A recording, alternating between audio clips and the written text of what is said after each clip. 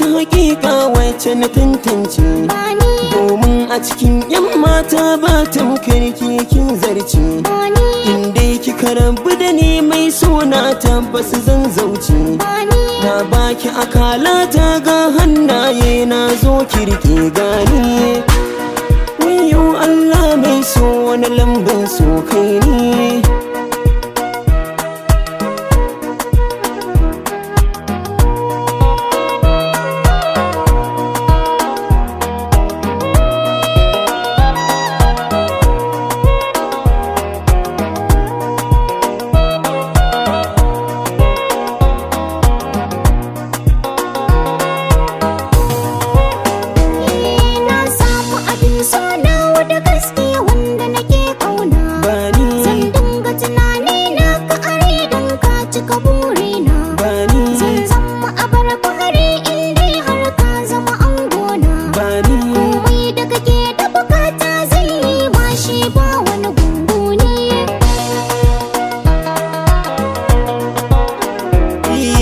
Samu diyar kirki mai tarbiyya ku da alkunya, mai sanyaya raina wacce take sona da farar aniya.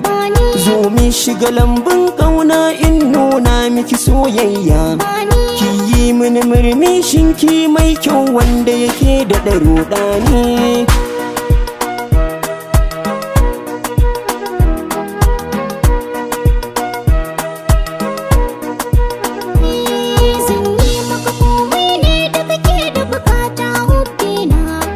Inda kika min hakan to tabbas kin cika burina.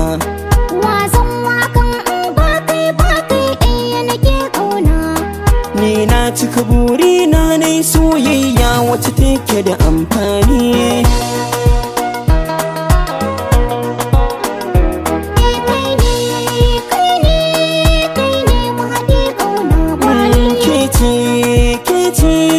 Kece mahaɗi ƙauna bani.